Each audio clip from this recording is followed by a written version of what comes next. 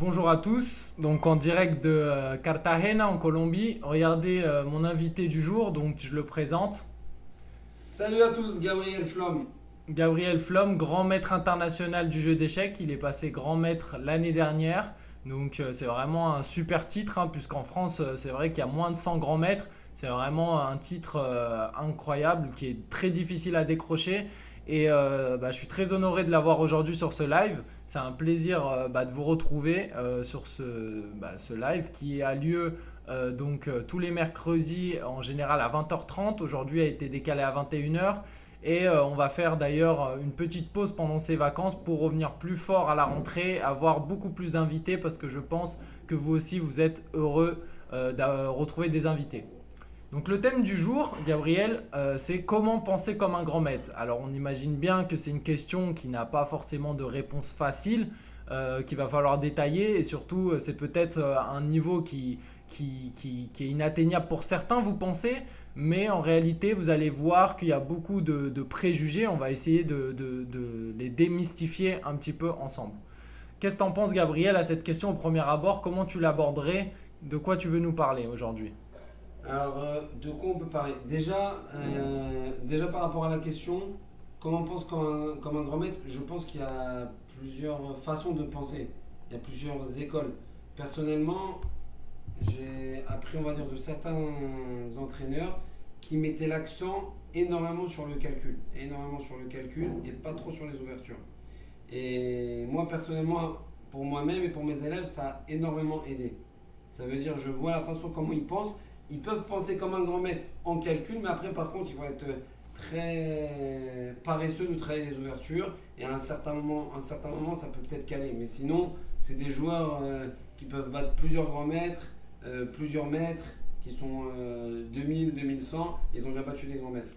Donc en fait, merci pour ta réponse, Gabriel. Et ce que Gabriel essaye de dire et que j'essaye souvent de vous dire dans les lives, c'est qu'au final, la vision tactique est très importante parce qu'encore une fois, comme dans tous les sports, la pratique de gagner en partie, de savoir gagner une qualité, une pièce, de savoir s'en sortir, enfermer une dame, c'est ce qui nous permet finalement de gagner des parties. Alors en effet, si on est mauvais en stratégie, ce qui nous dit, c'est que finalement, on pourra peut-être pas atteindre le Graal du titre de grand maître parce qu'il y a des moments, ça peut coincer. Si vraiment on ne sait pas placer ses pièces, on va pas avoir d'opportunité tactique. D'ailleurs, il y a une phrase qui est très connue qui dit que la tactique est au service de la stratégie. Donc si on est stratège, on va avoir des opportunités tactiques. Et à haut niveau, on a besoin d'avoir des opportunités tactiques pour les réaliser. Et On a- Voilà.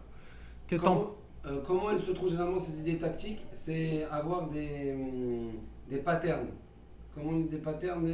Des schémas. Des schémas tactiques. Ça veut dire, ok, tout le monde connaît la tactique avec fou prend H7, roi prend H7, cavalier G5, roi G8, dame H5, et on mate en A7. Alors là, Ah, il ne suit pas, pour on ceux que mate en ça va un H7. peu vite, je vais vous le montrer rapidement. En fait, c'est cet acte-là où on sacrifie le fou en H7. Le roi vient manger. On va montrer par exemple une partie un peu classique. Par exemple, prise, ouais, on va dire plutôt cavalier prend. Ça arrive souvent dans ce type de position où on a un beau Canon centre. B6. Cavalier B6 par exemple, cavalier C3, on va dire E6 dans cette position. On va mettre le fou ici avec le petit piège de la prise et le petit échec. Quel beau Cavalier piège, oh là C6, là là. cavalier F3, Fou B4, fou B4 par exemple. On va dire bel petit exemple. roc parce qu'on sert ses pièces. On va mettre le On va petit dire roc. E5. On va dire E5 même si on donne la case D5 avec justement cette menace. Et là, par exemple, après fou prend C3, on peut peut-être déjà tenter le fou prend H7, Mais ne cherchez pas les roi prend H7, embrouilles. cavalier H5, cavalier G5, roi là. Et ce qu'il disait, c'était que c'était déjà mat. Donc ça, c'était l'exemple qu'il donnait pour vous le montrer sur l'échiquier. Donc tu disais avec cet exemple, Donc ça c'est un des schémas tactiques à connaître. Maintenant des schémas tactiques, il y en a plein. Ça c'est un des schémas tactiques. Ça veut dire maintenant, moi ce que je conseille de faire, c'est faire 200 exercices. La personne qui m'a poussé à ça, c'était le grand maître Valentin Loukov. À l'époque, petit, j'étais à la FCE et je m'en souviens, j'avais 2 cours par semaine. qu'est-ce que le FCE? La FCE, c'était le club. Le club, la FCE, d'ailleurs, là, il y avait Anthony Belaïch, Tana Bergel, Sébastien Cossin, moi, Ils sont après, tous devenus grands maîtres. euh, Oui. t'as Louis. Anthony, malheureusement, non, mais bon, c'était quand il était petit, il battait tout le monde. Ok. Ok. Simplement, c'est qu'il a arrêté les échecs. Cossin, il a deux normes, il est toujours 2500 et lui aussi il a pris des études. Mais c'est des joueurs qui peuvent battre n'importe quel grand maître. D'accord, avec donc cette une école, compréhension de grand maître. qu'est-ce qu'elle vous a enseigné, cette école? C'est plein de choses. Déjà par rapport à cet entraîneur-là, Loukov, moi je sais que moi personnellement, il mettait énormément l'accent. Ça veut dire, il me disait Gabriel, voilà, là tu as 25 exercices à faire sur le livre, l'encyclopédie des combinaisons. Je m'en souviens, je faisais des thèmes. C'est-à-dire à chaque semaine, j'avais 50 exercices, je devais les faire pour la semaine d'après. Et D'accord. c'était par thème. Donc le thème démolition de la défense du roi, je sais pas moi, la découverte, diversion, coup intermédiaire, tous ces trucs-là. Et une fois qu'on a fait, je sais pas moi, X thèmes, je veux dire, on a fait 100 exercices pour chaque thème, après, notre inconscient, il voit une position, ah, faut prendre achète, là je peux le faire, tac, G5 d'un machin. Ah, là, découverte, ah, voilà. Et une fois, en fait, on s'est habitué à faire des exercices à la maison. Déjà, ça c'est que pour le thème tactique, pour essayer de moins louper certaines choses en tactique. Après, bien évidemment, comme tu l'as dit tout à l'heure, la tactique est là au service de la stratégie. Exactement. Et là, en fait, ce que parlait Gabriel, c'est de l'automatisation. Au final, à force de faire tout le temps les mêmes thèmes, d'ailleurs, dans la Woodpecker que je vous ai conseillé, cette méthode, c'est de répéter les mêmes exercices et au final, vous commencez à automatiser. Le cerveau a besoin d'automatiser et c'est normal. Au tout début, c'est toujours difficile de faire des thèmes que vous ne connaissez pas, mais plus vous allez forcer, finalement, plus votre cerveau va s'habituer. Donc, c'est une éponge, le cerveau. Il faut lui donner beaucoup de positions pour qu'il puisse absorber et finalement automatiser. Donc, on parlait d'automatisation. Là, c'est très important aussi de savoir automatiser tout ça. Après, bien évidemment, il y a automatiser certaines choses, il y a surtout aussi sortir de la zone de confort en exercice. Parce qu'on peut faire des exercices, ah c'est bon, tiens, j'ai fait un petit exercice, j'ai fait un autre exercice. Mais si on est dans notre zone de confort,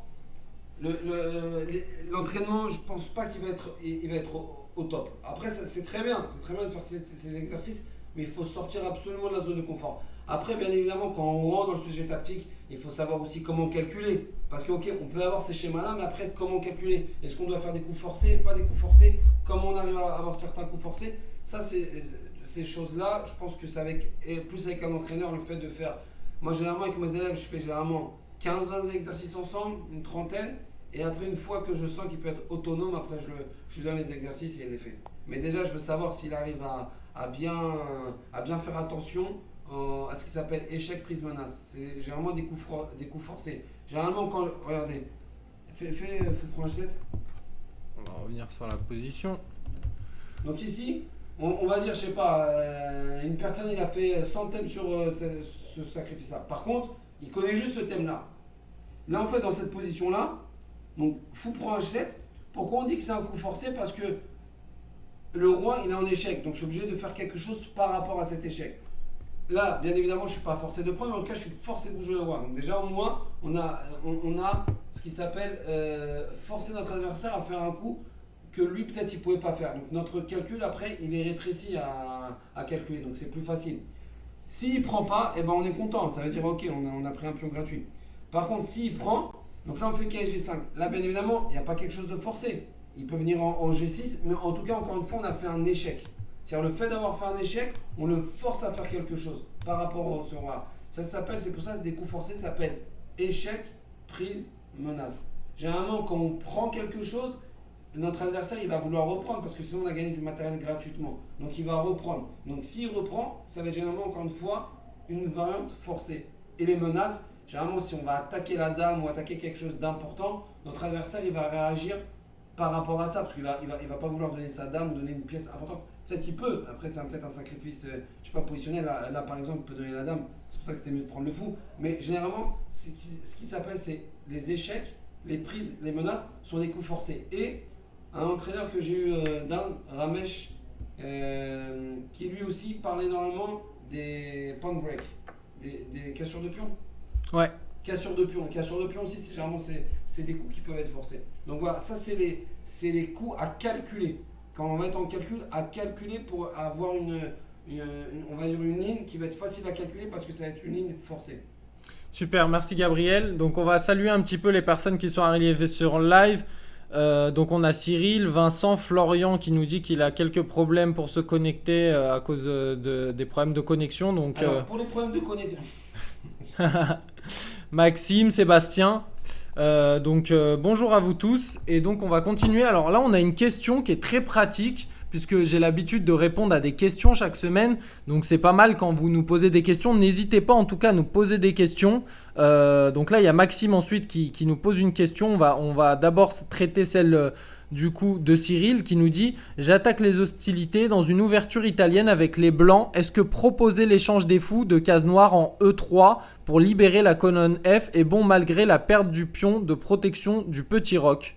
Par exemple, E4, E5, cavalier F3, cavalier C6, cavalier C3, cavalier F6, fou C4, fou C5, D3, D6, fou E3. Donc on va la mettre sur l'échiquier, comme ça tout le monde peut bien la visualiser. E4, cavalier F3, cavalier C6, il nous dit cavalier C3, donc la variante des 4 cavaliers. Déjà sur fou C4, il y a cavalier prend E4, hein, ça c'est hyper important à connaître, ce petit piège d'ouverture. Donc ça déjà c'est pas jouable. Mais fou C5, D3, on va voilà. D6 c'est par exemple fou E3. Alors ça, je pense que vous avez tous eu cette disposition-là un jour si vous jouez E4 ou E5. Et la question c'est: est-ce que c'est intéressant malgré le fait que ce pion-là disparaisse? Voilà. Qu'est-ce que tu en penses, Gabriel? Ok, ça c'est de toute manière, ce type de position c'est jouable parce que encore ça je l'ai énormément appris de Dorfman. Dorfman et moi j'aimais beaucoup Dorfman il y a 10 ans quand il expliquait, sans la connaissance de l'ordinateur, il expliquait les échecs de façon beaucoup plus positionnelle. Et il mettait énormément l'accent sur le côté de casser donc là la structure de pion, mais en fait ça va être un coup dynamique. Pourquoi? Parce qu'on va gagner une colonne ouverte. Donc c'est à temps en temps, on peut avoir des pions doublés, mais en contrepartie, on doit avoir quelque chose de dynamique. C'est-à-dire, généralement, quand notre adversaire, il va nous prendre, il va nous doubler des pions, il faut avoir quelque chose de dynamique. Si on n'a pas quelque chose de dynamique, c'est pas bon. Donc là, bien évidemment, on a la colonne ouverte, quelque chose de dynamique, donc ça compense. C'est bon, pas bon, c'est jouable des deux côtés. Très bien, merci Gabriel. On en avait parlé un petit peu de ça dans certains lives, l'avantage statique et dynamique que Dorfman, qui a été à un moment entraîneur de Kasparov, on le rappelle, et qui a la nationalité française maintenant et qui est un super entraîneur. Et finalement, c'est cette personne-là que mentionne Gabriel, et dans son système à lui, puisqu'il a écrit un livre qui s'appelle aussi Mon système, il parle souvent de l'avantage dynamique et statique en réalité. Et là, en fait, le fait d'avoir ce pion en E3, qu'on va dire, qui est facilement attaquable sur les diagonales, le fou de case noire a disparu, et sur le long terme, c'est un pion qui est quand même assez faible, qui peut se faire attaquer aussi peut-être par des cavaliers, et donc c'est quand même, en plus on fait des faiblesses, donc à long terme, donc le statique c'est plutôt du long terme, ce n'est pas agréable d'avoir ce pion E3, et donc c'est plutôt quelque chose de mauvais. Par contre, à court terme, on a compensé cette petite coquille, on va dire, grâce à la colonne F qui est ouverte, et la colonne F au final ça nous donne des cases assez actives. Donc ça va dépendre de votre style de jeu, évidemment c'est là qu'on rentre en jeu le style de jeu. Si vous avez envie d'attaquer et vous êtes à l'aise en attaque et vous n'avez pas peur sur le long terme, à ce moment là il faut connaître un petit peu votre jeu. Voilà. Donc ça va dépendre, en effet c'est pas forcément bon ou mauvais, c'est un peu comme le pion isolé, il y a des personnes qui aiment bien jouer avec et d'autres moins. Voilà. Après, moi, pour un début, je ne recommande jamais à mes élèves de jouer les 4 cavaliers. Un jeu beaucoup plus ouvert, on envoie tout de suite, comme ça, tout de suite, on prime sur le jeu. Alors, qu'est-ce que tu recommandes, par exemple, à tous les joueurs de 4?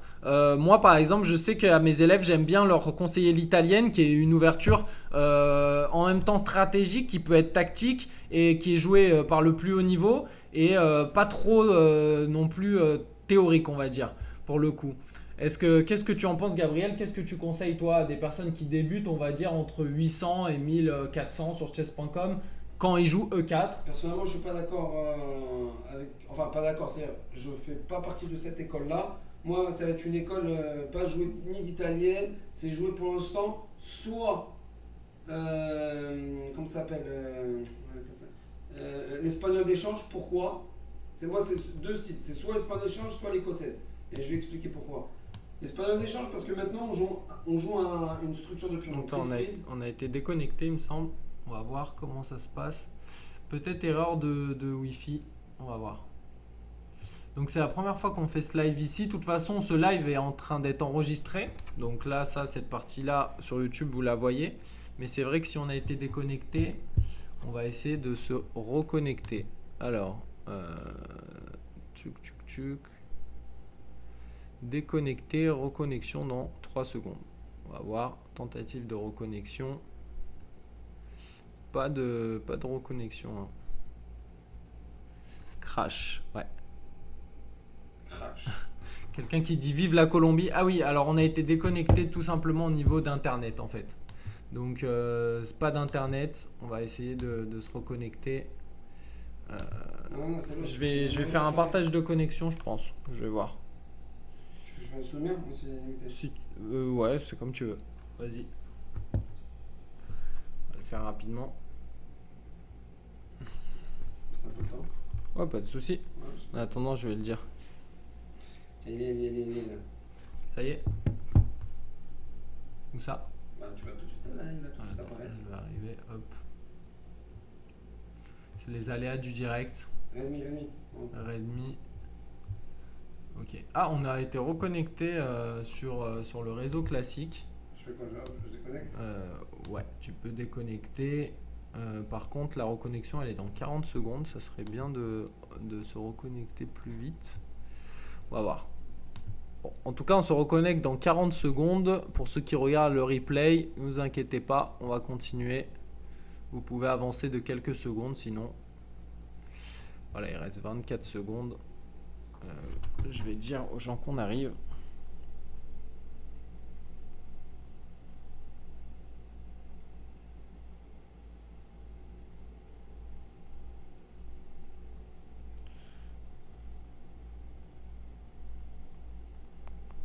Où tu vois les... Ici, là. Là c'est connecté là. Là, ça va se reconnecter. C'est bon. Donc là, on est revenu. Hein, désolé, il y a eu une coupure internet. Bon, ça peut arriver. Donc, la variante que Gabriel conseillait, c'est donc Deux variantes, je conseille. l'espagnol d'échange. Alors pourquoi l'espagnol d'échange? Parce que déjà là, ça va être comment ça s'appelle? Un type de jeu où on va dire ça va être beaucoup plus penché sur positionnel. Ce qui veut dire, là je vais apprendre à mes élèves à jouer des 4 contre 3. 4 contre 3. Ça veut dire quoi 4 contre 3? Ça veut dire là, donc des 4. Donc fais des 4. Puis on prend, ok, bon, même si c'était petit rock le coup. Non, fais petit rock, on va faire la vraie ligne. Des 6, petit rock. F6. D4. E prend. D'un prend. D'un prend, puis on prend. Il prend, ouais, c'est 5. C'est ça. Pardon, ouais. Pion C5. Voilà, et là tu fais cavalier B3, peu importe. Cavalier B3, ok. Ok, donc ici là ce qui s'appelle un 4 contre 3. Donc là moi ça j'apprends mes élèves. Un exemple pourquoi jouer ce type de position là. Donc 4 à l'aile roi contre 3 à l'aile roi. Et on le sait que à l'aile dame, les noirs, on va dire, on échange toutes les pièces. Maintenant on va dire il n'y a que des rois sur l'échiquier. Et ben c'est des finales généralement allez, j'ai pas fait les stats, mais à plus de 95% elles sont gagnantes. Pourquoi? Parce que les noirs, ils ont 4 pions à l'aile dame, mais ils ne peuvent pas se créer un pion passé. Tandis que les noirs, ils ont 4 pions à l'aile roi contre 3, ils peuvent se créer un pion passé parce qu'ils n'ont pas de pion doublé. Donc ça c'est important. Ok, tout est important bien évidemment, mais ça c'est des choses, j'aimerais bien que mes élèves ils sachent parce que quand ils vont faire des parties, ils vont jouer des parties, je sais pas, sur une autre ouverture, et ben à un moment donné, ça peut arriver des 4 contre 3. Et le fait de savoir jouer, là on est en majorité, là par exemple les blancs ils sont en majorité à l'aile roi parce qu'ils ont 4 contre 3. Donc là on est plus fort à l'aile roi, donc on va jouer à l'aile roi. Et ça je veux que mes élèves ils apprennent à jouer ce type de position là. Donc moi c'est une des ouvertures que je leur enseigne justement pour savoir jouer des parties techniques. Donc ça c'est la première chose. Et la deuxième chose, Attends, on va fais une nouvelle partie, Là. Contrôle N, hop. Ah, ok. Et la deuxième chose que je leur apprenne à jouer, c'est l'écossaise. Donc pourquoi l'écossaise? Justement parce que là c'est un jeu qui est beaucoup plus direct. Donc là on a ouvert une colonne et ça va être un jeu on va dire avec des colonnes ouvertes et là la tactique va énormément primer. Pas que quand je dis tactique, c'est-à-dire il y aura un jeu qui va être très dynamique, actif, on développe les pièces. Moi je veux que mes élèves ils apprennent à développer les pièces le plus rapidement. Et une fois que ce côté dynamique a été très, on va dire, poussé, après on part sur plus de fondamentaux comme tu dis l'italienne ou ces choses-là.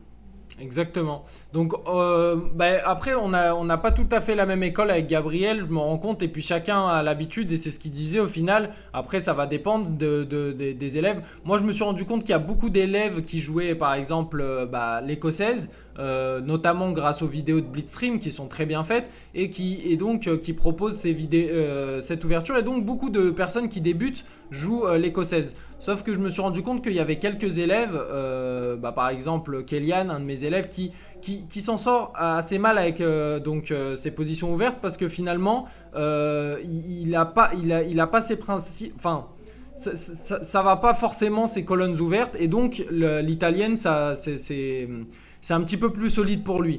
Après, ça va dépendre. Mais je suis assez d'accord avec Gabriel. Écoutez-le dans ce sens-là parce que si vous aimez les positions tactiques, il faut apprendre dans tous les cas. Donc les positions ouvertes, c'est bien. Si finalement vous avez encore un mauvais niveau tactique, peut-être qu'il faudrait penser à plutôt dans ce cas-là l'espagnol d'échange ou à ce moment-là donc peut-être l'italienne ou des choses comme ça. Gabriel, lui, dans sa hiérarchie, voit que l'italienne, c'est quelque chose encore plus complexe. Moi, j'apprends forcément une façon de bouger le cavalier, un plan qui est assez stratégique et qui est assez facile et qui est une sorte d'attaque à la bois constructeur un petit peu. Donc, on n'a pas la même vision sur ce cas-là, mais finalement, c'est quand même intéressant cet échange. Mais je dis encore une fois, l'italienne, c'est pas qu'elle va pas être tactique. Ce que je suis en train de dire, c'est que j'ai envie de quelqu'un, mes élèves, ils apprennent depuis le début à jouer que des positions ouvertes. Pourquoi? Parce que après, quand ils vont jouer des positions fermées, ça va être plus facile pour eux de savoir les jouer. Parce que quelqu'un qui commence à jouer des positions fermées en ayant des positions ouvertes, il n'est pas habitué au jeu trop dynamique. Moi, c'est pas ça que je suis en train de dire parce que moi, je veux que mes élèves, ils sachent tout de suite dès le début que des positions, on va dire, ouvertes, colonnes ouvertes. Dynamique, je développe les pièces, et pas un jeu fermé. Parce que, encore une fois, la tactique va arriver dans toutes les positions. C'est-à-dire, on ne peut pas dire, ah, là, il va jouer une position qui va être plus tactique, l'italienne, ça va être moins. Mais de toute manière, dans l'italienne, si une personne n'est pas bon en tactique, même dans l'italienne, il aura beaucoup de mal. Parce qu'à un moment donné, il y aura de la tactique. Encore une fois, je le répète, je veux que mes élèves, dès le début, ils apprennent à jouer des positions ouvertes. Même si ça ne peut pas le correspondre, il faut qu'ils sachent jouer les positions ouvertes. Et pour terminer juste sur ce sujet-là, en fait, en réalité, donc l'écossaise, c'est une ouverture qui est très étudiée au final chez les débutants, entre 800 on va dire et 1200, et c'est pour ça que beaucoup ont du mal parce qu'ils essayent déjà de rentrer dans la théorie. Et en fait, peut-être que Gabriel, qui a des élèves peut-être un peu plus avec un niveau plus élevé, ça a totalement du sens ce qu'il dit et je suis totalement d'accord avec lui. Mais par la pratique, en ayant des élèves qui sont entre 700 et 1100, ils se prennent la tête avec l'écossaise qui est finalement très étudiée à ce niveau-là, et donc ils ont un peu de mal. Donc c'est finalement l'italienne dans ce sens-là, c'est pour ça que je propose ça à certains élèves qui ont du mal. Mais après c'est totalement compatible notre raisonnement au final, c'est juste deux points de vue différents par rapport à des élèves différents. Donc là on va passer sur une autre question. Maxime Joissy qui nous dit sur Woodpecker, est-ce qu'il y a un temps minimum à faire? Donc est-ce que tu connais la méthode Woodpecker? Je connais simplement, c'est que je ne l'ai pas fait le livre. Donc par exemple, moi je fais souvent des sessions de 30-45 minutes, puis je stoppe car ça fatigue pas mal. Je pourrais pas répondre parce que c'est pas un livre que j'ai. C'est des exercices tactiques. J'ai deux élèves qui avaient fait ce livre-là. C'est exercices tactiques que tu refais, tu refais, Exactement. tu refais. Et à un moment donné, au début, ils sont très faciles. Après, ouais, mais enfin, pour te donner une comparaison, c'est à peu près c'est un livre de tactique tout simplement. Et il dit que lui il fait des sessions de 30-45 minutes, puis je stoppe car ça fatigue pas mal. Est-ce qu'il dit qu'il y a un temps minimum à faire en général en tactique ou pas? Toi, t'en penses quoi? Oui, mais sur maintenant, juste faut qu'il explique c'est quoi ça fatigue. On a marre. Ça veut dire quoi? Parce que même de temps en temps, parce que si ça fatigue, si ça commence à être dur et ça fatigue, là non, justement, il faut continuer. Parce que là, c'est-à-dire qu'il sort de sa zone de confort. Mais s'il est dans sa zone de confort et fait les exercices faciles, là non, justement, il y a un problème. C'est-à-dire que les exercices, selon moi, ne sont pas bien faits. Ou sinon, c'est un génie, il trouve tout d'un coup. Ok. Il dit qu'il en a marre, ouais. Il en a marre par rapport à. Mais encore une fois, il en a marre par rapport à c'est dur ou il en a marre, ça le saoule de faire ça. C'est ça que j'aime ça. Parce que de temps en temps, il y a certaines personnes, on fait des choses, on n'aime pas les faire, ça d'accord, et il en a marre, ok, c'est très bien, mais c'est au moins, il faut que dans les exercices qui ont été faits, qu'il a senti qu'à un moment donné, il est sorti de la zone de confort. Moi, c'est ça que je suis en train de mettre l'accent. C'est ce que je dis souvent à mes élèves, hein, attention. Donc il y a Sébastien qui nous pose pas mal de questions. On va essayer de répondre à sa première. Bah lui déjà, enfin Sébastien, en fait, tu confirmes. Tu dis c'est vrai que moi je jouais un peu le Londres au début, mais les jeux étaient hyper fermés. J'avais l'impression de rien apprendre. Donc maintenant je suis passé à l'écossaise, mais sans théorie, juste pour débuter et jouer sur la tactique. Ça c'est une super attitude, je pense Sébastien, et je valide totalement. Voilà. Donc pour mes élèves qui jouent l'italien quand même. C'est pas une mauvaise chose, vous inquiétez pas, surtout qu'en plus quand on joue avec ces 3D4 on a des jeux ouverts. Donc vous inquiétez pas par rapport à ça, vous pouvez avoir des jeux ouverts. Par contre, vous avez à avoir un petit jeu fermé pendant quelques coups, mais ça c'est pas un problème puisque vous développez vos pièces. Voilà, après chacun ses choix évidemment, mais de toute façon c'est simple, une ouverture, si vous sentez que vous n'êtes pas à l'aise, il y a un moment il faut changer. Donc il y a personne qui va vous dire cette ouverture c'est la meilleure pour vous, à part s'il connaît totalement votre jeu, mais c'est à vous aussi de le sentir, je pense un petit peu si vous êtes à l'aise ou pas. Donc là, Sébastien, il nous pose une question. Il dit quel est le meilleur endroit pour faire un woodpecker, lichess, livre, si oui lesquels, autre site. Alors là, moi, je vais te répondre parce que ça, c'est purement technique. Pour le coup, il n'y a pas de meilleure manière en réalité de le faire. Si tu te sens à l'aise sur l'écran, il faut pas forcer. En fait, c'est plus l'ambiance où tu vas être, je pense. Il faut que tu sois en conscience quand tu fais un exercice. Si par exemple, tu es dans le métro et que tu n'as pas trop de temps, pourquoi pas, tu peux les faire. Mais si tu as un peu de temps pour les faire, il faut essayer d'être au calme. Il faut essayer d'être en conscience quand tu les fais, comme dans tout, pour essayer d'absorber un maximum de choses.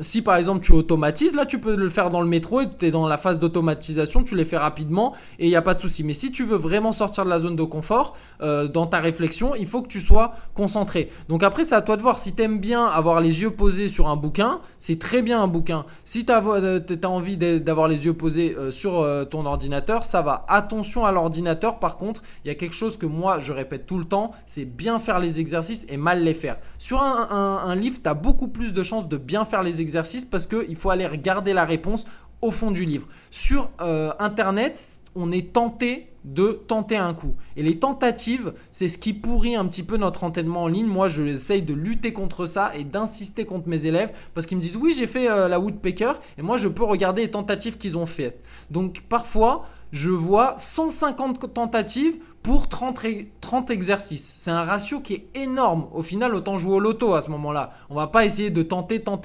Il faut avoir une vraie réflexion et essayer de tous les réussir du premier coup. Même si finalement on ne propose rien, on le garde, on le prend en photo, on le montre à des amis. Et là, finalement, on peut créer de l'émotion. Qu'est-ce que tu en penses, Gabriel? Entièrement d'accord. Rien à ajouter. Moi, personnellement, je fais que sur la livre.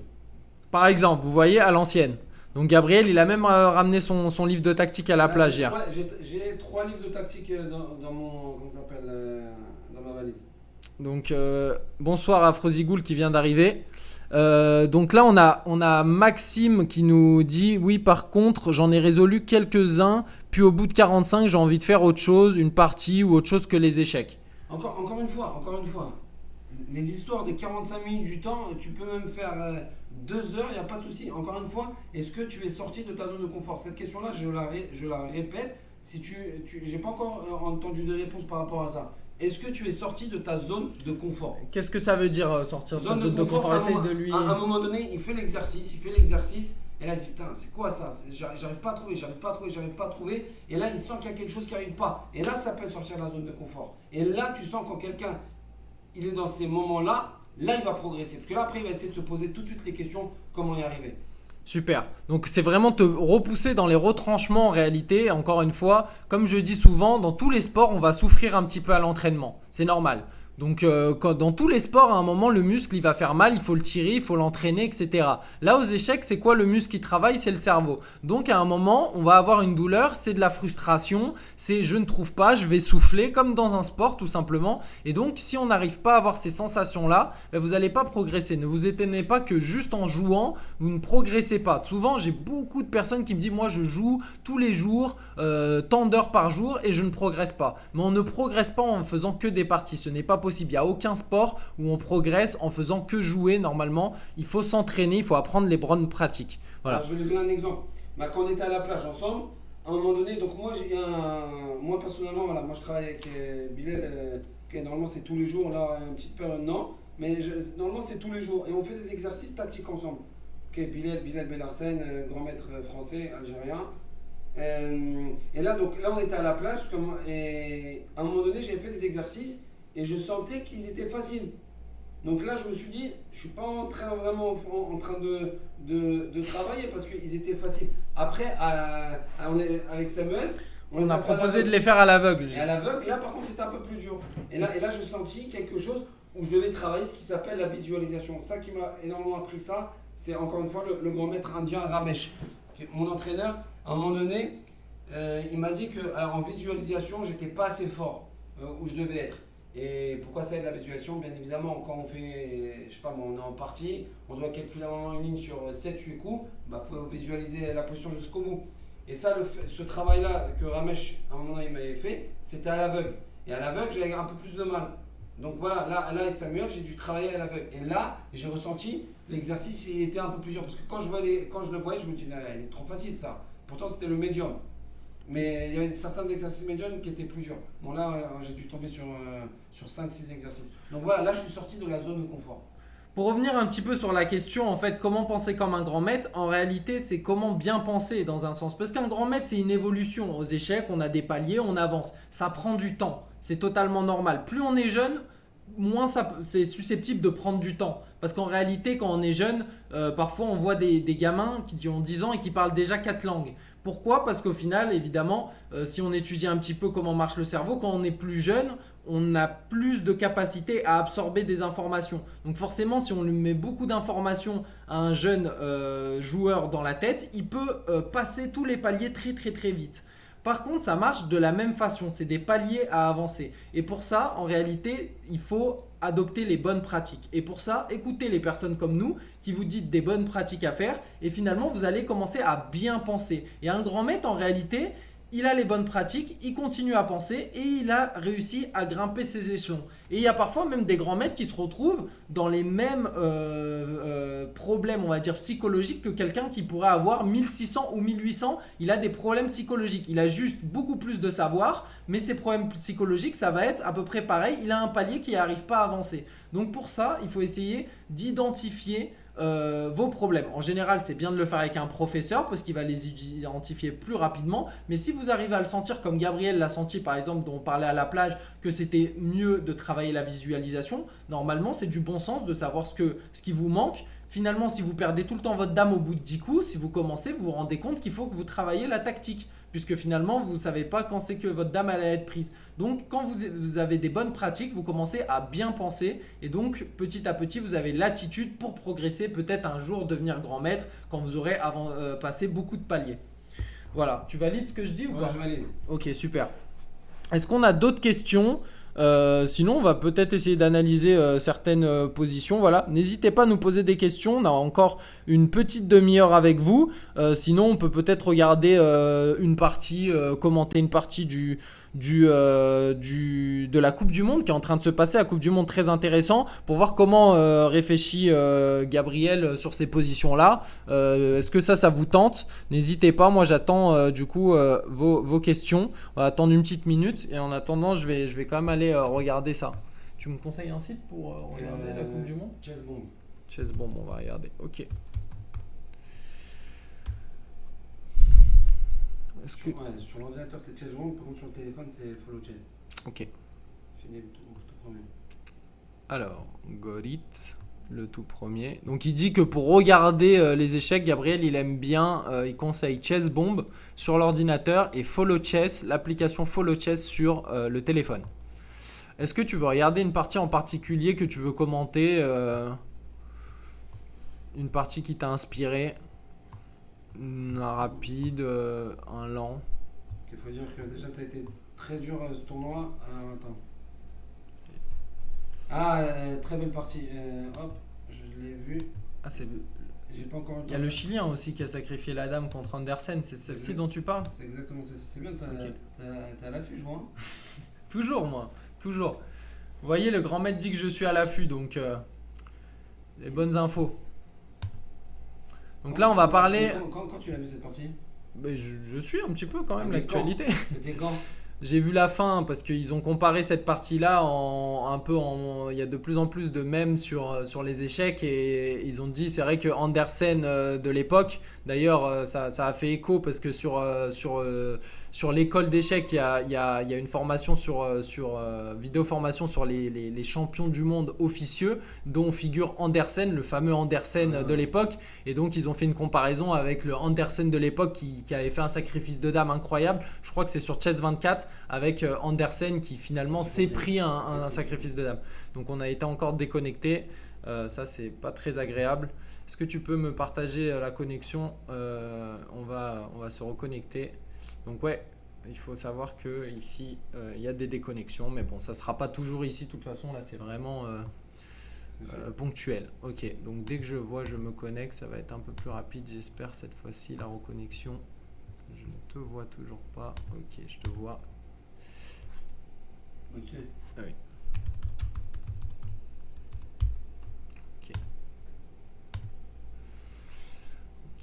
Ok. Donc là, on devrait arriver. Voilà. Donc reconnexion, tentative de reconnexion.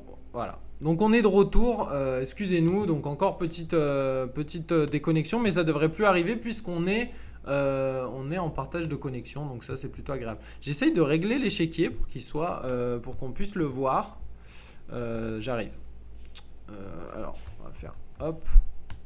On va changer de fenêtre ici. On va faire capture de fenêtre. On va récupérer cette partie et on va mettre OK. Voilà.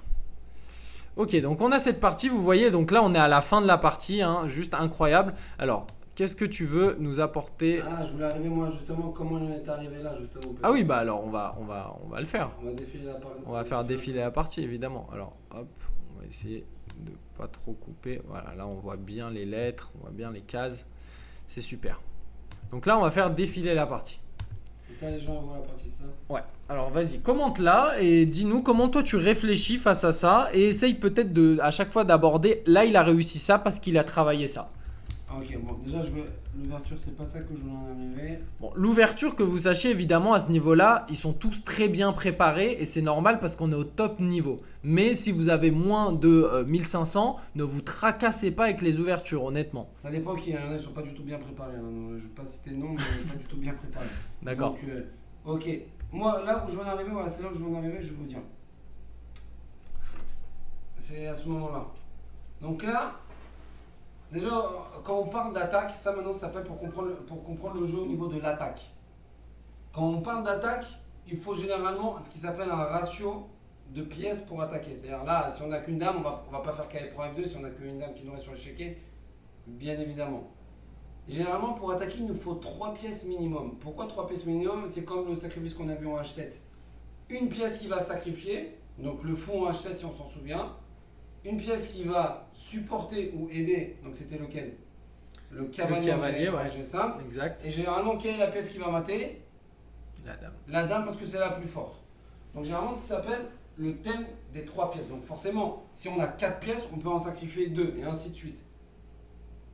Donc voilà, donc déjà ce thème-là, il est très important. Donc déjà dans sa tête, après, je dis quelque chose comme ça, généralement ça peut très vite rentrer et très vite sortir. C'est là encore une fois, il faut qu'un de vos professeurs, il vous apprenne plusieurs parties avec ce thème des 3 pièces. Encore une fois, comme ça que pour après que ça vous devienne dans la tête de façon plus naturelle. Une fois qu'on a compris ça, généralement la dame on ne va pas la sacrifier parce qu'on a dit que c'est la dame qui va mater. Mais par contre, si on a un ratio de, je sais pas moi, de 5 pièces qui attaquent, 6 pièces, et ben la dame on peut la sacrifier parce que les autres pièces vont faire la tâche de la dame, c'est-à-dire la fonction de la dame. Donc là en l'occurrence, qu'est-ce qui vient de se passer? Là les noirs ils ont un cavalier en E4, un cavalier en D7, un fou en B7, un fou en B4, tour C8, tour E8. Potentiellement qui peut attaquer? Le fou en B4, je ne sais pas s'il peut attaquer. Le cavalier en E4 c'est sûr, le fou en B7 c'est sûr il peut attaquer. Pourquoi? Parce que s'il y a ce qui s'appelle, comment tu peux pas pousser, mais si on va dire le pion vient en D4, donc là je peux pas le faire. Donc si le pion en D5 vient en D4, ce qui veut dire on peut pas le faire. À un moment donné, la diagonale sera ouverte. Donc si elle sera ouverte, le fou jouera en attaque. Donc potentiellement il peut être en attaque. Dis-moi Ok. quelque chose. Apparemment, on est en écran noir en live, mais dans tous les cas, là, on est enregistré, hein. Donc, ceux qui sont sur le replay, il n'y aura aucun souci. Mais le partage ne marche pas. Le partage de connexion, ça ne le fait pas. Donc, on va essayer de se reconnecter sur le classique. Bon, on a réussi à se reconnecter. En fait, il y a des petites coupures, hein. Donc là, on est reconnecté. Ok. Je répète. Pas besoin de répéter, je Non, pense. c'est important qu'il sache. Oui, mais vous allez le voir dans le replay. Dans tous les cas, tu vas le répéter rapidement, mais essaye de. Donc là, les personnes nous revoient. Mais est-ce qu'il Euh, voit la position? Moi, c'est ce que je veux savoir, c'est ce qu'il voit la position là. Là, ils voient la position, exactement. Donc là, Sûr. ouais. Si quelqu'un- Là, ça vient de se reconnecter. Donc là, les gens voient la position. Il n'y a aucun souci, ça s'est reconnecté. D'accord, donc je répète, quand on est en attaque, là ce on va voir comme partie, c'est une partie d'attaque. Généralement en attaque, il faut comprendre ce qui s'appelle le ratio. Le ratio de pièces pour attaquer. On ne peut pas attaquer avec 2 pièces généralement, il nous en faut 3 minimum. Comme on a vu tout à l'heure le thème avec fou prend H7, roi prend H7, cavalier G5, roi bouge et dame H5. On avait 3 pièces, une qui a sacrifié, donc généralement il faut une pièce pour sacrifier, pour casser la défense, une qui va aider, supporter, et la troisième, généralement, ça va être la dame qui va mater, parce que c'est la pièce la plus forte. Là, dans cette position, alors maintenant, il y a ce qui s'appelle des pièces en attaque potentielles. Potentielle, ça veut dire quoi? Ici, par exemple, le fou en B7. Le fou en B7, c'est une pièce en attaque potentielle. Pourquoi? Si les noirs font D5, D4, la diagonale s'ouvre. Donc, si la diagonale s'ouvre, le fou joue en attaque. Donc, potentiellement, c'est une pièce en attaque. Pour l'instant, on ne le voit pas, mais il peut être par le futur. Là, les noirs, ils ont le cavalier en E4 qui attaque, le fou en B7, on vient de le dire, la dame en E7, la tour en E8, et on a même aussi la tour en C8 qui va pouvoir jouer. Donc là, on a 5 pièces. Donc si on a 5 pièces, on peut en sacrifier 3. Donc voilà pourquoi notre ami a joué cavalier prend F2. Mais ça, encore une fois, ces choses-là, il faut qu'un entraîneur il vous explique 5, 6, 7 parties, que ça vous devienne de façon plus naturelle. Parce que généralement, qu'est-ce qui se passe? Quand je fais comment on dit c'est des cours genre des stages, ouais, comme ça, des stages. Généralement, ça rentre et ça sort très rapidement parce que ça n'a pas été après pratiqué ou appliqué avec les entraîneurs. Donc là, notre ami a plusieurs pièces pour attaquer, donc il en sacrifie direct. Lui, il reprend. Il a pris le cavalier. Bon, déjà, il n'y a même pas de pièce sacrifiée parce que là, déjà, il est parti chercher, comment ça s'appelle, le cavalier. Le fou, je veux dire. Dame prend un 3. Et là, il a fait quelque chose de. Même si c'est pas le meilleur coup, mais j'aime bien l'esprit. L'esprit, c'est il se dit quoi? Là, parce que normalement, un joueur, on va dire. Je sais pas, on va dire peut-être conventionnel, je sais pas exactement le mot. Le mot, il va se dire, oh là là, mon cavalier H3, il a attaqué, il faut que je fasse quelque chose contre lui. Non, non, non. Lui, les noirs, il s'est dit, mais attends, j'ai plusieurs pièces qui vont attaquer, je m'en fous du cavalier en F6. Donc, je ramène une autre pièce en attaque. Là, on parle encore une fois d'avantage dynamique. Le fait de perdre un cavalier, c'est perdre un avantage statique. Bon, parfois dynamique parce que c'est une pièce qui attaque. Mais au final, là, on s'en fiche un petit peu de l'avantage statique long terme. Parce que finalement, on va être dynamique et on va essayer de récupérer le Graal, ce qui est donc échec et mat. Et surtout que là, qui fait cavalier F6 pour mettre une pièce encore une fois en attaque. Donc, cavalier, et généralement, je pense qu'il veut la case E4. Hein, c'est pas je pense, c'est même j'en suis sûr. Il veut la case E4. Donc là, l'adversaire, il a joué carrément fou C1. Ok, dommage, il n'a pas pris, mais bon. Donc il a joué fou C1. Et voilà. C'est là où on va arriver à ce thème-là. Un joueur purement classique, il va se dire encore une fois, je l'attaque, il est sur la défensive. Pourquoi? C'est normal, parce qu'il n'a pas assez fait d'exercice de ce type-là. Encore une fois, je le répète, combien de pièces il faut pour attaquer? Il en faut 3 minimum. La dame qui va finir. Mais là, si on a assez de pièces pour attaquer, en l'occurrence, on a le cavalier en H3, on aura le cavalier en G4, on aura une tour en 8. Et là, maintenant, il y a quelque chose que j'apprends énormément, ce qui s'appelle le réseau de maths. Bon, ça, par contre, ok, ça, c'est quelque chose à appliquer. Comment? C'est en faisant énormément d'études de partie comme ça. Moi, j'enseigne à mes élèves, quand mon adversaire, il a un roi, il a plus de cases, ou il lui reste une case, on est très proche du mat, mais très très proche du mat. En l'occurrence, là, l'adversaire, il joue K et G4. Pourquoi il s'est dit ça? Il s'est dit, attends. Mon adversaire ici, il peut venir que en G2. Si je fais cavalier G4, et ben déjà, il peut plus venir en G2 s'il prend. Désolé. Donc, ce qui veut dire, déjà, il peut pas. Donc, déjà, il sacrifie la dame. L'adversaire, il joue tour D3. Donc là maintenant, il veut reprendre la dame sans que le cavalier prenne sur échec et que ça soit échec et mat. Et là, les noirs, encore une fois, ils sont dans un thème où on se dit quoi? Je pousse le pion D4. Pourquoi? Comme ça, ma diagonale, elle s'ouvre. Et encore une fois, j'empêche le roi de sortir. Donc en fait, à chaque fois, il est dans des réseaux de mat. Et là maintenant, il menace mat avec cavalier prend H de mat. Encore une fois, les pièces jouent. C'est-à-dire là maintenant, on a 3 pièces. On a le cavalier en H3, le cavalier en G4 et le cavalier en G4, le cavalier en H3 et le fou en B7. Donc en fait, limite, on n'a même plus besoin de la dame parce que les 3 pièces font la fonction de la dame. Et ça s'appelle le thème des 3 pièces. Là, en l'occurrence, on peut pas dire une qui attaque, une qui sacrifie. Là, c'est que la dame qui attaque et toutes les autres participent à l'action. Enfin, pour mater. Et voilà, donc là, l'adversaire, il était en échec et mat. Là, il a joué tour ED1 pour partir avec le roi en E1. Et là, encore une fois, dame G1. Et là, j'aime beaucoup ce coup-là. Pourquoi? La tour, pour l'instant, elle ne joue pas la tour. Ok, elle menaçait en E2, mais bon, il y a le cavalier. Mais en fait, en jouant dame G1, donc, d'ailleurs, rappelle-toi tout à l'heure, échec prise menace. Là, il est obligé de faire quoi? Cavalier prend, c'est un coup forcé. Là, encore une fois, c'est un coup forcé. On le force à prendre.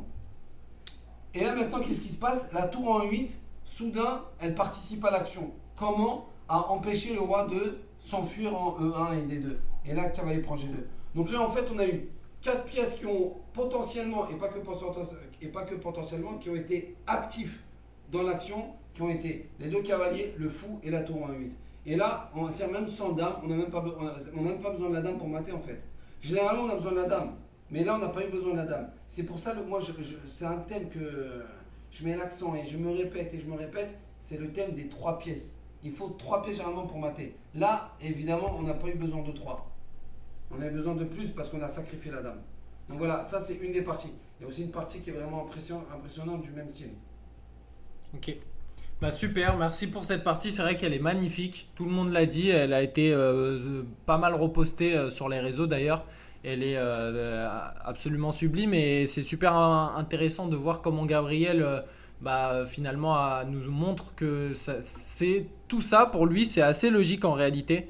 C'est assez logique parce que c'est le thème des 3 pièces qui attaquent et donc on le voit tout simplement que ce grand maître là attaque avec ça. Donc en fait c'est une histoire de bonne pratique, encore une fois je le confirme, puisque ça se trouve Salinas qui a trouvé ça, il pense pas forcément exactement comme Gabriel le dit, mais il a des patrons que son professeur lui a appris. Ça se trouve ça sera la même chose exactement, il va te dire comment tu as fait, oh mais j'ai pensé aux 3 pièces etc. Ça se trouve il va le faire d'une autre façon. C'est comme les japonais et les français, ils résolvent pas les multiplications de la même façon, mais ils arrivent au même résultat. Au final c'est des bonnes pratiques, donc essayez de vous cramponner aux bonnes pratiques, avoir les bonnes infos. Et c'est vrai que sur internet j'essaie de toujours vous donner les bonnes infos. C'est pas toujours simple de trouver les bonnes infos. Ça devient de plus en plus comme tous les réseaux sociaux. Il faut faire le tri. Donc pour ça, essayez de vous référer aux personnes qui ont des bons niveaux, qui ont des titres, etc. Et essayez d'aller vers ces écoles-là. C'est toujours difficile de trouver les bonnes infos, des mauvaises infos, des bonnes pratiques, des mauvaises pratiques. Mais regardez les résultats et vous allez finalement trouver petit à petit les bonnes pratiques. Voilà. Donc le travail toujours super important. Ok, donc on a bientôt fini. N'hésitez pas à nous poser des questions. Donc là, il y a toujours Alexandre apparemment qui bug, mais le reste ça va bien. N'hésitez pas en tout cas. Alors Maxime il dit je sais pas si tu as répondu à ma question du coup. Alors la dernière chose que tu as dit c'est plancher 5-10 minutes sur certains puzzles. Donc oui, je sors de ma zone de confort. Super. Donc si tu sors de ta zone de confort, maintenant il faut savoir ce qui veut dire. Si tu sors de ta zone de confort, à un moment donné, tu es bloqué, ce qui veut dire. Donc si tu es bloqué, tu te creuses la tête. Et là où tu te creuses la tête, c'est là où justement tu vas énormément progresser. Parce que là, les choses que tu vas te dire dans ta tête à ce moment-là, c'est les choses qui vont énormément t'aider en partie à faire. Genre exemple, je sais pas, moi, c'est à ce moment-là que tu te dis, bon attends, là j'ai le fou de case noire, il n'a pas le fou de case noire, est-ce que je peux mater sur les cases noires? Si tu te poses ces questions-là, quand tu es sorti de ta zone de confort, je peux te garantir qu'en partie tu le feras la même chose. Voilà. Dur à l'entraînement, facile au combat. Exactement, ça c'est d'ailleurs Shane Bolt, ça me faisait penser quand il disait moi quand je commençais ma course, je l'avais déjà gagné parce que je l'avais gagné à l'entraînement. Il disait qu'il le gagnait à l'entraînement parce qu'évidemment, là où il travaille, c'est à l'entraînement. Il disait que la course, c'était une partie de plaisir pour lui. Donc Sébastien. Sébastien, pourquoi privilégier le petit rock contre le grand rock? Souvent, j'entends que le grand rock est très dangereux. Donc moi, j'ai mon point de vue. On va voir ce que dit... Vas-y, donne ton point de vue. Alors, mon point de vue d'abord. Donc Alexandre qui a du mal même sur un autre compte, c'est bizarre parce que je sais pas. Honnêtement, essaye d'aller te connecter sur un autre ordi ou sur le téléphone à la limite si tu peux. Si tu es sur l'ordi, va sur le téléphone rapidement pour la fin. Sinon, il faudra aller sur le replay. Attends, mais il faut que j'ai écrit en message ça. Alors, je vais répondre à Sébastien. Alors, en fait, le petit rock, c'est déjà mettre à l'abri le roi rapidement. Pourquoi? Parce que le petit rock, ça nécessite juste déjà de sortir le cavalier et le fou. Donc, c'est assez logique. Ça va vite et tu peux sortir le petit rock rapidement. Après, le grand rock, c'est possible aussi. Mais déjà, quand tu commences, pourquoi te prendre la tête avec le grand rock qui est quelque chose de plus compliqué? T'as juste à sortir le cavalier, le fou. Déjà, vous avez du mal à sortir vos pièces. Alors, je sais pas ton niveau, Sébastien, mais souvent, vous avez du mal à sortir vos pièces. Donc, aller se compliquer la vie avec un grand rock, c'est déjà difficile. La deuxième chose à prendre en compte. Quand lui, il a fait petit rock et toi, tu fais grand rock, tu arrives dans des positions très ouvertes. Ça peut être intéressant. Mais c'est mon point de vue, ne pas se compliquer les choses. Moi, je le vois comme ça. Qu'est-ce que t'en penses, Gabriel? Petit rock, grand rock, je pense que c'est vraiment en fonction de. C'est vraiment en fonction de la partie. Parce que déjà, grand rock, de nature, grand rock, ça va être. On sait très bien, de base, de mettre le roi sur un des côtés, c'est pour le mettre à l'abri. Généralement, quand on fait grand rock, il y a encore deux cases qui vont rester, soit B8 à 8, soit B1 à 1. Ça, c'est vrai. Donc, Ouais. ce qui veut dire, forcément, il va être toujours plus faible. Après, moi, personnellement, je sais pas, Sébastien, si imagine, tu es en partie d'attaque, ton adversaire, il n'a pas développé, et ben vas-y, attaque-le, tu fais grand rock. Comme ça, tu as mis tout de suite une tour sur une colonne ouverte. Parce que généralement, les colonnes D et E, elles sont ouvertes. Mais si c'est un jeu où ton adversaire, il a joué, je sais pas moi, de façon. Je peux pas savoir exactement comment va être la position, mais généralement, s'il a joué de façon solide, je te conseille pas trop d'aller jouer grand rock. Mais encore une fois, j'ai besoin de savoir la position. Petit rock, grand rock, moi vraiment, c'est comme si tu me dis que c'est mieux de jouer le 4 ou des 4. J'ai vraiment besoin de savoir comment est la position pour te dire. Exactement. Donc, ça, voilà. De base, encore une fois, je te rejoins. Généralement, de base, c'est mieux. Non, c'est pas mieux. Je pense que ça peut être conseillé d'aller faire petit rock, comment comme ça tu as développé toutes tes pièces. Ok, donc juste après Sébastien, très dur à l'entraînement même. Donc ça, je comprends pas tout à fait ta question, Cyril. Pourquoi tu dis ça? Maxime, d'accord, merci. Autre question. Lors de l'analyse après partie, est-ce une bonne chose d'enlever l'ordi? Ça, je l'ai déjà dit plusieurs fois, hein, mais vas-y, dis-le. De toute façon, on va voir si, sans que je parle, on va voir ce que t'en penses, Gabriel. Moi, personnellement, là, je dois faire un gros travail sur ça, c'est l'analyse de partie. Ça serait bien d'avoir, comme ça s'appelle, un sparring partner non-stop, genre mon exemple avec, je sais pas, avec Bilal ou un ami, où vraiment on puisse analyser nos parties sans ordinateur. Déjà de base, toi à ton niveau, c'est encore plus, tu vois, c'est vraiment encore plus. C'est vraiment encore plus. L'ordinateur, encore une fois, à ton niveau, il doit être interdit. Généralement, ça doit être interdit l'ordinateur. Je suis totalement d'accord. Et d'ailleurs, il y a une petite anecdote, moi qui aime bien regarder des anecdotes, etc. Je l'avais publié. Vous savez que le grand maître indien Gukesh, il a commencé à travailler avec les ordinateurs en 2020, au début de la pandémie. Et c'est un des meilleurs grands maîtres de son âge. Il a été je crois, il est dans les 20 plus jeunes grands maîtres de l'histoire du jeu d'échecs. C'est un monstre. Vous pouvez regarder un peu ses parties. C'est peut-être pas le meilleur joueur de son âge, mais c'est un des meilleurs. Et il a commencé à travailler. D'ailleurs, ça doit être un élève aussi de Ramesh et il a joué pour le club de Cannes avec les Français. Je l'avais déjà eu dans mon équipe sur chess.com à un moment. Il est juste impressionnant. Vous pouvez regarder un petit peu. C'est juste impressionnant comme il joue et pourtant il n'a jamais travaillé avec l'ordi. Alors vous voyez que c'est pas nécessaire l'ordi. Et par contre, au contraire, ça peut finalement faire nous créer donc une dépendance. Donc en fait c'est un outil et comme tout outil il faut savoir bien s'en servir. Je ne suis pas anti-ordi et Gabriel non plus n'est pas anti-ordi. On est les premiers à vous dire qu'à haut niveau on a même besoin d'ordinateur pour finalement à très haut niveau. C'est obligatoire. Mais par exemple même à mon niveau on va dire, moi je suis à peu près 2200-2300, j'ai pas besoin de travailler tout avec l'ordi. J'ai besoin d'avoir les bonnes infos. Peut-être un grand maître qui a travaillé avec l'ordi qui va me dire tiens regarde cette ligne et qui a compris les idées de l'ordi finalement parce que les ordis ils ne parlent pas les ordis et donc c'est là aussi par exemple le service sur l'école qui est très intéressant, analyse de partie. Quand vous avez fini une partie, vous avez analyse de partie. Mais en fait, c'est analyse de partie partielle en réalité. Ça veut dire, même, il devrait mettre analyse de partie muette. Parce qu'en final, c'est des chiffres qu'ils vont vous donner. Il va vous donner des lignes de calcul, mais vous n'allez pas comprendre vraiment vos erreurs. Et ça peut vous induire en erreur parce que parfois, il y a des variantes. Et moi, ça m'est déjà arrivé. Vous pensez que c'est les meilleurs. Et en pratique, ça ne l'est pas. Et j'ai perdu beaucoup de parties parce que moi, j'ai pas eu d'entraîneur justement pendant longtemps et j'ai finalement essayé d'appliquer des idées d'ordi qui n'étaient pas correctes humainement, qui étaient très difficiles à jouer. Finalement, je perdais beaucoup de parties à cause de ça. Donc, par exemple, le service analyse de partie sur le site, ça vous permet, sans prendre un cours, de soumettre votre partie et vous avez l'avis d'un professionnel et il va vous expliquer en 15 minutes tout ce que vous avez fait comme erreur. Je vais vous donner deux exemples très clairs. Si je joue contre un jeune et il me joue une variante qui a 1 plus 20, donc 1 point 20, c'est ça? Plus 1 point 20, c'est ça? Plus 1 point 20. Si mon adversaire il ne comprend pas le 1 point 20, que c'est 1 point 20 parce qu'il faut jouer sur la structure de pion et faire une attaque de minorité. S'il ne sait pas ça, il n'a pas compris le 1 point 20. Donc par exemple, moi généralement j'avais une partie récemment, j'avais joué à l'Est indienne. Le mec il m'avait joué une ouverture et après la partie, il m'a dit ouais mais il m'a envoyé un message, il m'a dit mais j'étais à 1,50.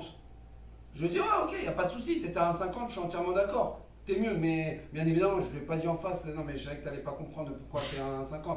Mais ça veut dire que dans ma tête, moi je savais que ce type de joueur-là, c'était poussé sur les ordinateurs et qu'il n'allait pas vraiment comprendre. Et voilà, après il s'en met les pinceaux parce que tu comprends pas pourquoi tu es à 1,50.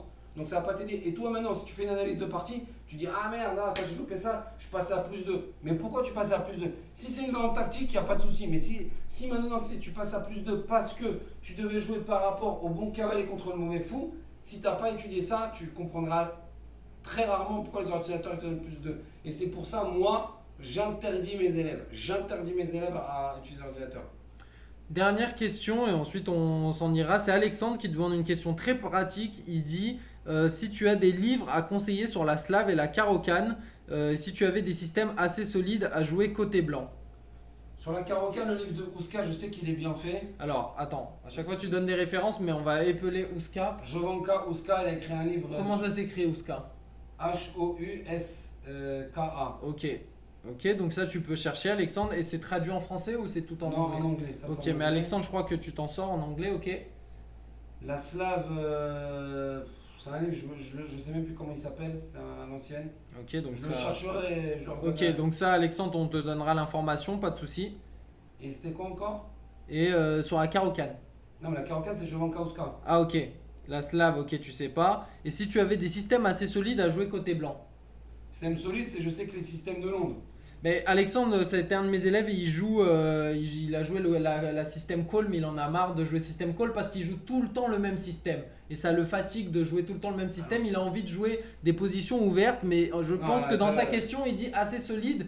Mais. Ça n'existe pas, ça assez solide. Ok, ça. donc qu'est-ce que tu conseillerais à Alexandre, Système moi de qui le Londres. connais, qui est un jeune joueur, je crois qu'il a 18 ans, et il en a marre de jouer tout le temps la même chose, système call, parce que c'est facile à se préparer contre lui, et puis il a joué ça toute sa vie. Système de Londres. Comment il pourrait s'adapter? Système de Londres, c'est déjà un peu plus actif avec le fou en Oui, F4. parce que le fou F4, au lieu qu'il soit bloqué ensemble. D'accord. Ou même les attaques call, tout ça, ça pourrait. Attaque Torre, je voulais dire. L'attaque Torre, j'allais dire la Trompowski, mais je pense que le système de Londres, ça va être plus dans l'esprit système de Londres. D'accord. Ça va rester quand même un minimum solide. D'accord, ok. Voilà, et ben on va se quitter. Voilà, pas de dernière question pour le moment. En tout cas, c'était un plaisir de partager avec vous. Bonne fête nationale à tous. Merci d'avoir été présents ce 14 juillet. Merci et puis, pour toi. on se retrouve à la rentrée. Je pense, faire une petite pause avec les lives. Le temps de revenir plus préparé. En tout cas, toutes les personnes qui ont été là sur ces premiers lives, je vous remercie du fond du cœur. Et puis, je vous dis à très bientôt. Salut à tous. Salut à tous.